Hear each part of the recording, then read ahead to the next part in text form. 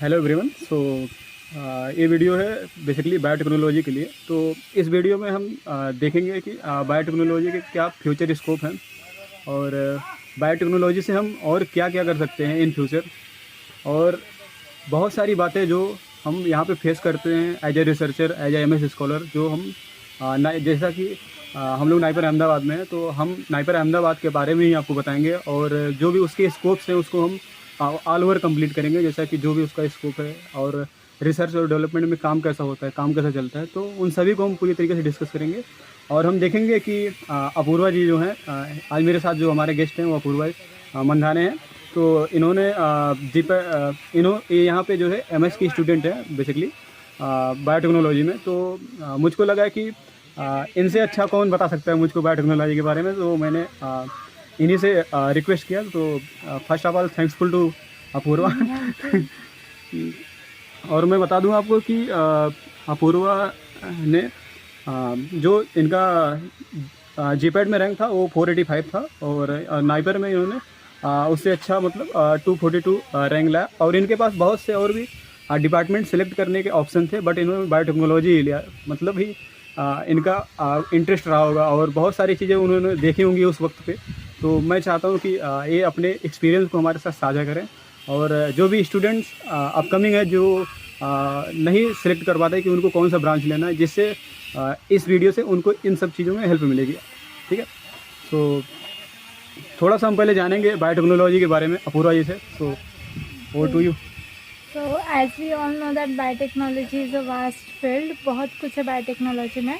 और अगर बायोटेक्नोलॉजी देखा जाए तो पहले एग्रीकल्चर में पाया जाता था बायोटेक्नोलॉजी ज़्यादातर, जैसे बीटी कॉटन, और उसके बाद वो आया फार्मास्यूटिकल टेक्नोलॉजी में। मतलब पहले तो वो इंडिया में अभी बहुत ज़्यादा इमर्जिंग फील्ड है in world plus in India. So there are various research field जहाँ पे बायोटेक्नोलॉजी पाया जाता है। लाइक अभी जो रिसेंट कोविड जो वैक्सीन है वो भी बायोटेक्नोलॉजिकल फील्ड में आती है।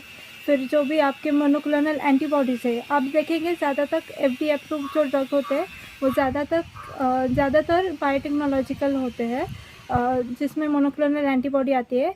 और प्लस क्रिस्पर जो टेक्नोलॉजी है, जिसमें आई थिंक 2020 में जो केमिस्ट्री फील्ड में जो नोबेल लॉरेट था, वो जो 2 नोबेल लॉरेट थे उनको जस्ट क्रिस्पर जो टेक्नोलॉजी है जीनोम एडिटिंग की, उसके वजह से उनको नोबेल लॉरेट ये खिताब मिला, जो बहुत इम्पॉर्टेंट है। And it is very emerging in biotechnology. तो ऐसे बहुत सारी चीज़ें हैं, प्रोटियोमिक्स, ट्रांसक्रिप्टोमिक्स, इनके बारे में मैं आपको शॉर्टली बताऊंगी, और बहुत कुछ इमर्जिंग है। आप कुछ बोलना चाहेंगे बायोटेक्नोलॉजी के बारे में? जैसा कि हम लोगों ने देखा कि कोविड के टाइम पे बहुत सारे बायोटेक्नोलॉजिकल जो इंडस्ट्री है काफ़ी ऊपर तक गई। जैसे हमारी कई इंडस्ट्रियलिस्ट ने बहुत सारे वैक्सीन बनाए, जैसे सीरम इंस्टीट्यूट ऑफ इंडिया हो गया। तो ऐसे बहुत सारे जो बायोकॉन ने भी उसमें अपना रोल प्ले किया, जाइडस ने भी अपने बहुत सारे रिसर्च को प्लान किया उस समय। ठीक है, तो बायोटेक्नोलॉजी का रिसर्च और डेवलपमेंट में इस समय पे काफ़ी मतलब बूम चल रहा है, और आप इसमें आगे तक काफ़ी अच्छा काम कर सकते हैं। मेरे हिसाब से अभी तो मुझको इंटरेस्टिंग लग रहा है बायोटेक्नोलॉजी, जब से मैंने पढ़ा इसको। मैं कुछ आपको बताना चाहता हूँ कि जैसे जो PHRMA है, pharmaceutical research and manufacturer association, उन्होंने 2008 में उन्होंने 633 मेडिसिन को जो रिसर्च और डेवलपमेंट में बायोटेक्नोलॉजी बेस्ड अप्रूव हुए थे, उनके बारे में उन्होंने स्टडी किया था, जिनमें जो 100 डिजीज़ को टारगेट किया गया था, और 144 कंपनीज उसमें इंक्लूडेड थी। ठीक है, तो उसमें से जैसे 162 ड्रग फॉर इन्फेक्शियस डिजीज़, जैसा कि मैंने विल्सन गिसबोल्ड से ये सब चीज़ें ली है। तो अगर आप वहाँ पे जाते हो तो वहाँ पे आपको इन सब चीज़ों के बारे में डिटेल में मिल जाएगा। ठीक है, और 244 drugs for cancer, all the biotechnology based, and 59 for autoimmune disease, and 18 for neurological disorder, and 34 for HIV। ठीक है, सो और बहुत सारी मतलब इंटरेस्टिंग चीज़ें हैं बायोटेक्नोलॉजी में जो आप कर सकते हैं। जैसे मैं बताता हूँ, जैसे आपने पढ़ा होगा इंटरफेरॉन अल्फा के बारे में, उसका भी रिकॉम्बिनेंट टेक्नोलॉजी के थ्रू बायोटेक्नोलॉजी वाले ही उस पर काम करते हैं उस तरीके से। पेगाइलेटेड इंटरफेरॉन अल्फा, इन सब को आप इंटरल्यूकिन्स का भी जो है रिकॉम्बिनेंट फॉर्म आता है। और सबसे जो इम्पोर्टेंट चीज़ इंसुलिन भी पहले हम ह्यूमन से पहले हम एनिमल सोर्स से निकाल के उसको मॉडिफाई करते थे, लेकिन इस समय क्या है कि बायोटेक्नोलॉजी से हम एकदम कंप्लीटली आइडेंटिकल कॉपी से उसके जो है इंसुलिन को बना पा रहे हैं इस समय। Are belong from the biotechnology. Okay, so बहुत सारे जो हम कार्डियक में ड्रग से देखते हैं, जैसे यूरोकाइनेज हो गया या फिर कैलिक्रिन हो गया, प्लाज्मिनोजन हो गया, इन सब के जो है हमको आरडीएनए से मॉडिफाई करके इन सब को बनाया जाता है आइडेंटिकल। ठीक है, तो इन सब का ये सब जो है सभी बायोटेक्नोलॉजी के अंदर में आता है। जब आप बायोटेक्नोलॉजी ज्वाइन करेंगे तो आपको इन सब को अपना बेसिस मान के ही काम करना होगा आगे। तो मैं कुछ और मोनोक्लोनल एंटीबॉडीज़ के नाम देता हूँ, जैसे रिटुक्सीमैब हो गया, सिटुक्सीजुमैब हो गया, और डेक्लीजुमैब हो गया, म्यूरानोमैब हो गया। तो बहुत सारे ऐसी चीज़ें हैं। और बायोटेक्नोलॉजी बेस्ड जो है antibody radio nucleotide test kits भी है, जो कि कैंसर में बहुत सारी चीज़ों को डिटेक्ट करने के लिए काम में आ सकती हैं। ठीक है, तो अगर आप इस पे एज ए मतलब काम करते हैं, बायोटेक्नोलॉजी बहुत इंटरेस्टिंग टॉपिक है। तो अभी मैं कुछ इंटरेस्टिंग चीज़ें जानना चाहता हूँ जो अपूर्वा जी को लगा होगा यहाँ पे आने के बाद। So over to you. Okay, thank you so much पहले ये अपॉर्चुनिटी देने के लिए। तो फर्स्टली मैं बताना चाहती हूँ, मैं यहाँ पे बायोटेक्नोलॉजी में एमएस कर रही हूँ फ्रॉम नाइपर अहमदाबाद, और अभी मैं प्रोजेक्ट पे वर्क कर रही हूँ जो ओरल कैंसर के डोमेन में है। मेरे प्रोजेक्ट में मैं कुछ नेचुरल कंपाउंड्स का स्क्रीनिंग करने वाली हूँ जो एक लाइकेन से पाए जाते हैं, और उनकी जो इन विट्रो टेस्टिंग है plus in silico means computational study से एक जो टारगेट है जो बहुत मेजरली या फिर वाइटल रोल प्ले करता है ओरल कैंसर में, तो उस टारगेट के अगेंस्ट उसकी इन सिलिको और इन विट्रो स्टडी वो कंपाउंड्स की स्क्रीन करके उसमें जो पोटेंशियल कंपाउंड है उसको वो कैसे उसके टारगेट के एक्सप्रेशन को चेंज करता है, मॉडिफाई करता है, तो उसको मुझे स्टडी करना है मेरे प्रोजेक्ट में। So I am working in oral cancer therapeutics. तो थोड़ा सा ब्लॉटिंग टेक्निक्स के बारे में बताइए, जो आप ब्लॉटिंग टेक्निक्स पे काम करते हैं। जैसे हम लोग ब्लॉटिंग टेक्निक्स पढ़ा होता है बी फार्मा में, western blotting, southern blotting and dot blotting. जैसे आपको पता है कि western blotting is for protein, northern blotting is for RNA, और साउदर्न ब्लॉटिंग है डीएनए में होता है। तो हम यहाँ पे जो मैंने खुद परफॉर्म किया है वो वेस्टर्न ब्लॉटिंग पे काम किया है मैंने। तो उसके लिए आपको जो प्रोटीन है उसको पहले डिग्रेड करके उसके मॉलिक्यूलर वेट के हिसाब से वो जेल पे एसडीएस पेज में डिफ्रेंशिएट हो जाएंगे। जैसे अगर मान लो किसी का अगर मॉलिक्यूलर वेट 20 किलो डाल्टन है, तो वो 20 किलो डाल्टन पे जो हम एक लैडर रखते हैं, मतलब इट इज़ फॉर रेफरेंस, तो उसमें हर एक मॉलिक्यूलर वेट के प्रोटीन होते हैं। तो जहाँ पे वो उसके रेफरेंस में अगर हमारा बैंड आ गया तो we can detect by using antibody कि वो 20 किलो डाल्टन का प्रोटीन है, और बाय जो डेटा है डेटाबेस जिसमें प्रोटीन के रिपोर्ट्स है, तो हम उससे भी देख सकते हैं वो कौन सा प्रोटीन है, तो हम आइडेंटिफाई कर सकते हैं। सो जैसा कि हम देख रहे हैं कि यहाँ पे साउदर्न ब्लॉटिंग पे इन्होंने काफ़ी सारा काम किया है, वेस्टर्न ब्लॉटिंग पे सॉरी। सो जो भी हम थियोरेटिकल चीज़ें बी फार्मा में पढ़ रहे हैं या फिर एमएस में पढ़ लेंगे, उन सबको हमको प्रैक्टिकली यहाँ पे करना पड़ेगा। और अगर आप नाइपर ज्वाइन करते हैं तो आपको हर एक फैसिलिटी मिलती है, तो इसमें आपको ऐसा नहीं होगा कि आप कोई टेक्निक मिस कर जाएंगे। आपको mostly all the techniques you get here, और उससे आपको अच्छा एक्सपीरियंस भी होगा मेरे हिसाब से। हाँ, सारी कुछ फैसिलिटीज़ है यहाँ पे। तो बेसिकली जो यहाँ पे काम चलता है वो प्रोटियोमिक्स, ट्रांसक्रिप्टोमिक्स पे चलता है, जिसमें आपको प्रोटीन जो जिसकी वजह से जो फैक्टर है रिस्पॉन्सिबल फॉर द डिसीज़ वो आइडेंटिफाई आप कर सकते हैं। फिर यहाँ पे क्रिस्पर पे भी काम चल रहा है, और ड्रग स्क्रीनिंग तो चलती ही है। Also some people are working in 3D model generation, जो बहुत न्यू टेक्नोलॉजी है। ऑर्गेनाइज ट्यूमरॉइड्स, पेशेंट के सैंपल से डिराइव ट्यूमरॉइड्स न्यू टेक्नोलॉजी है, और ऐसे बहुत कुछ इंटरेस्टिंग काम यहाँ पे चल रहा है, और सारी फैसिलिटीज़ आपको यहाँ पे प्रोवाइड की जा रही है। यहीं पे नहीं, जो भी नाइपर्स हैं वहाँ पे भी आपको ये सब फैसिलिटी मिलेंगी। और क्योंकि जैसा कि मैंने इंस्ट्रूमेंटेशन फैसिलिटी लगभग चेक किया है, और बायोटेक्नोलॉजी का बहुत ही वास्ट एरिया है। अगर आप ज्वाइन करेंगे या फिर आप सोच रहे हैं इसको ज्वाइन करने के लिए, या फिर आपके दिमाग में कोई भी ऐसा मतलब मिस है कि इसके स्कोप कम है, या फिर आपको फॉरेन में ही इसके रिसर्च और डेवलपमेंट पे काम करने को मिलेगा, इंडिया में नहीं मिलेगा, तो ऐसा बिल्कुल नहीं है, बहुत ही अच्छा एरिया है और बहुत अच्छे से इस पे काम चल रहा है और बहुत ही इंटरेस्टिंग भी है। सो अभी हम देखेंगे कि क्या क्या चैलेंजेस अपूर्वा जी ने फेस किए यहाँ पे as a research scholar in MS. So पहले तो सबसे बड़ा चैलेंज था कि फार्मा बैकग्राउंड से बायोटेक्नोलॉजी में जाना। हमें पता है कि बीफार्म में biotechnology is a minor subject, जहाँ पे आपको सिर्फ थेरोटिकल, वो भी इन डेप्थ नहीं होता है। जस्ट हमको पता है western blotting is for proteins, but हमको उसकी प्रोटोकॉल पता है, लेकिन जब यहाँ पे प्रैक्टिकली हम परफॉर्म करते हैं so it's very much different from the protocol we have learn. तो ऐसी बहुत सारी बातें होती है।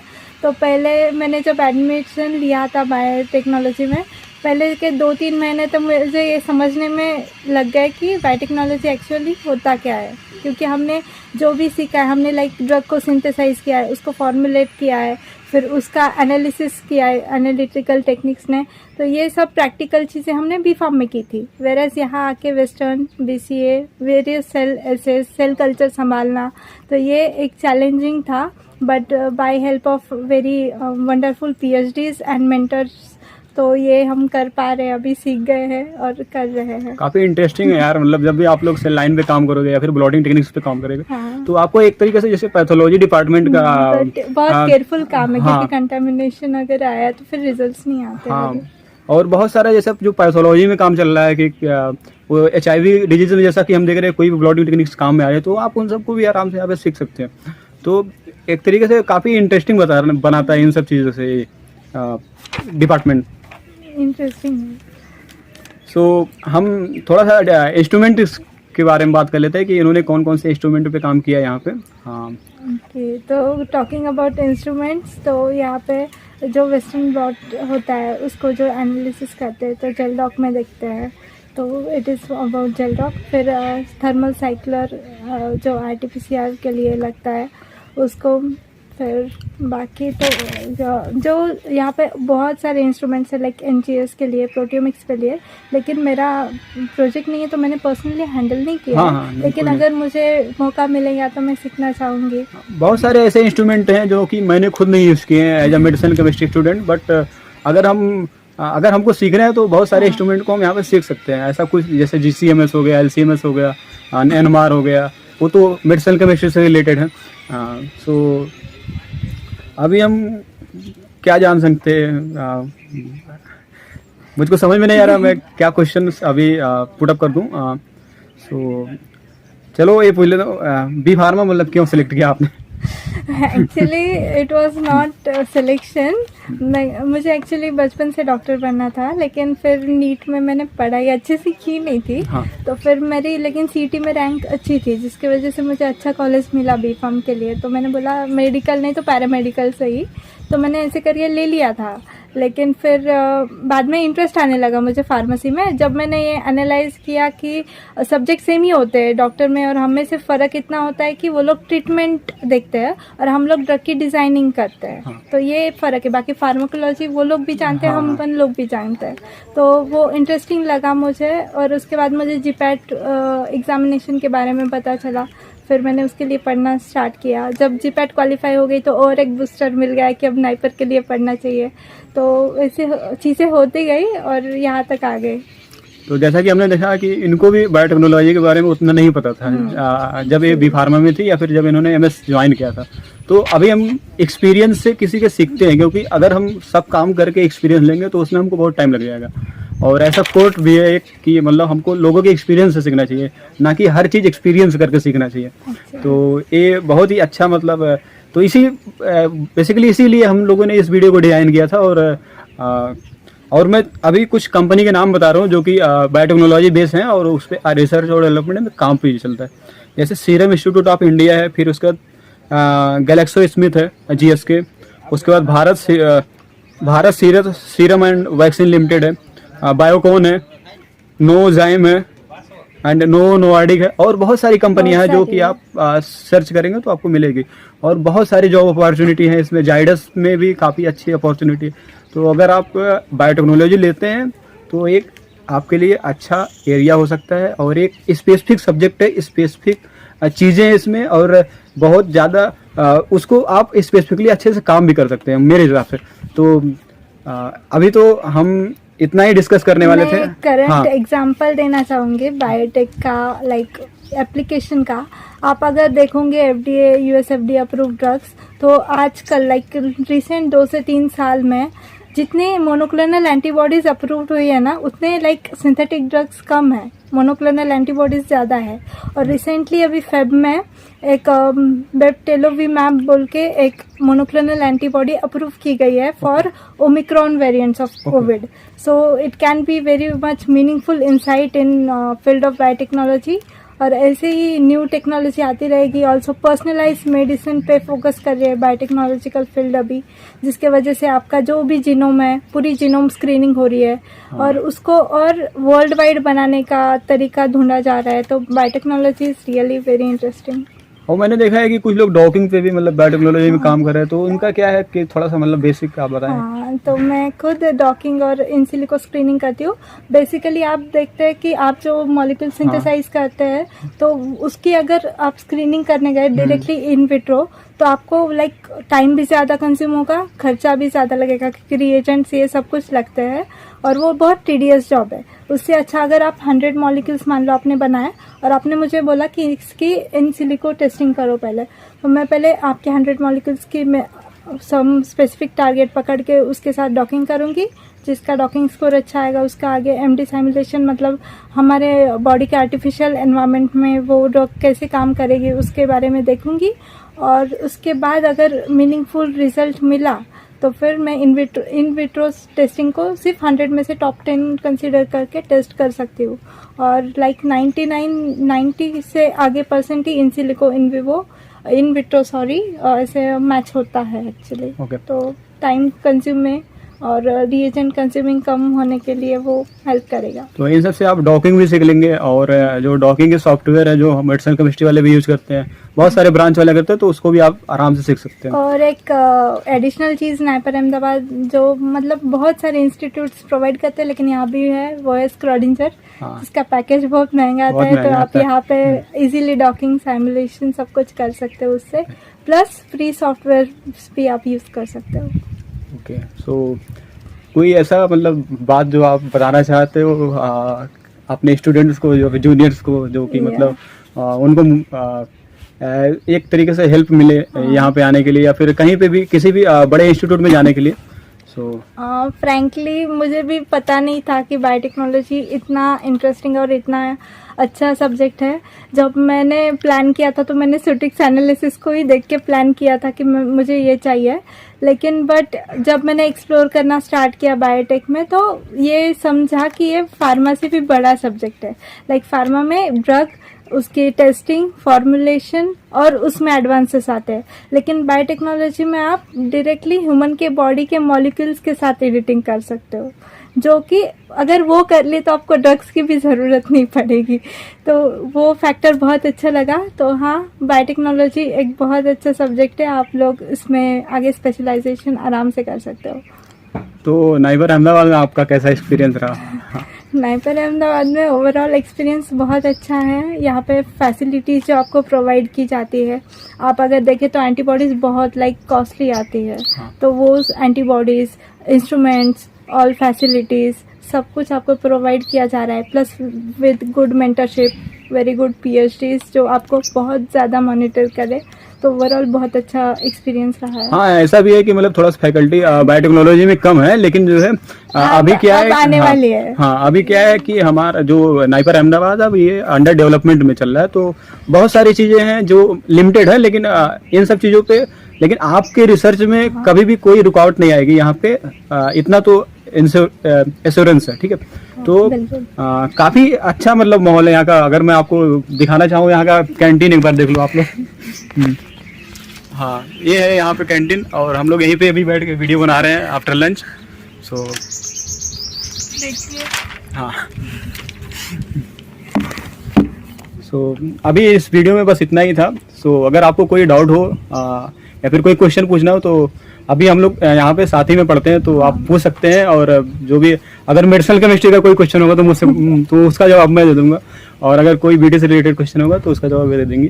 चलो थैंक यू। मैंने एक बात जो हाँ। बोली थी कि हम अगर बॉडी मॉडिफाई कर दे तो ड्रग की ज़रूरत नहीं पड़ेगी, जो आपको कॉन्ट्राडिक्शन लगी होगी क्योंकि आप ड्रग्स ही बना रहे हैं, सिंथेसाइज कर रहे हैं, तो like it is like very much, मतलब बहुत ज़्यादा फ्यूचरिस्टिक थिंग्स है। तब तक सिंथेटिक ड्रग्स ही काम, मतलब बहुत इम्पोर्टेंट है हमारे लिए वो भी, और कॉस्ट इफेक्टिव भी है एज कम्पेयर टू बायोटेक्नोलॉजी, क्योंकि आप हर एक की जीनोम एडिटिंग नहीं कर सकते हो अभी, तो इट इज़ वेरी इंपॉर्टेंट। तो मेडिसिनल केमिस्ट्री, ऐसे मैं कॉन्ट्राडिक्टरी स्टेटमेंट नहीं दे रही हूँ। नहीं सब हर यहाँ आप जब से हम लोग थोड़ा सा मतलब जानने लगे चीजों को, तो हर एक चीज में आपको कॉन्ट्राडिक्शन मिलेगा। हर एक चीज में कोई भी चीज ना तो सही होती है ना तो गलत होती है, कोई भी चीज सही और गलत दोनों होती है। बस उसमें होता है परसेंटेज का बात होता है कि ये चीज इतनी परसेंट सही है, इतनी परसेंट गलत है, ठीक है। तो अभी मैं ज्यादा फिलोसफी की बातें नहीं करूंगा।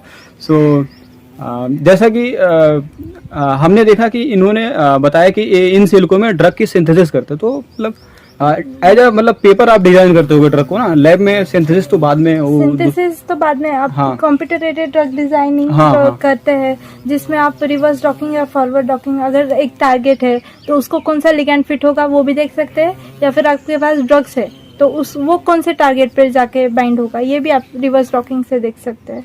तो जो आपका भी टाइम बचाएगा, सब कुछ बचाएगा, सो इट इज इम्पोर्टेंट। सो हाँ, अभी जैसे मैं देख रहा था कि 2001 से ह्यूमन जीनोम प्रोजेक्ट पे काम चालू हुआ था, तो उसमें यूएसए ने बहुत सारे कंट्रीज को इन्वॉल्व किया था बनाने के लिए कि हमको सभी ह्यूमन के जितने भी जीनोम हैं उनका सीक्वेंस को उनको पता होना चाहिए, ताकि वो स्पेसिफिक जीन्स पे लेवल पे काम कर सके, so that we can give the specific treatment for specific man. So ये सब भी बायोटेक्नोलॉजी में ही है, तो इन सबको अभी आप एक्सप्लोर करिए और थोड़ा सा किताबें पढ़िए, तो उसमें आपको बहुत सारी चीज़ें मिलेंगी। ओके, चलो थैंक यू। बहुत इंटरेस्टिंग, थैंक यू।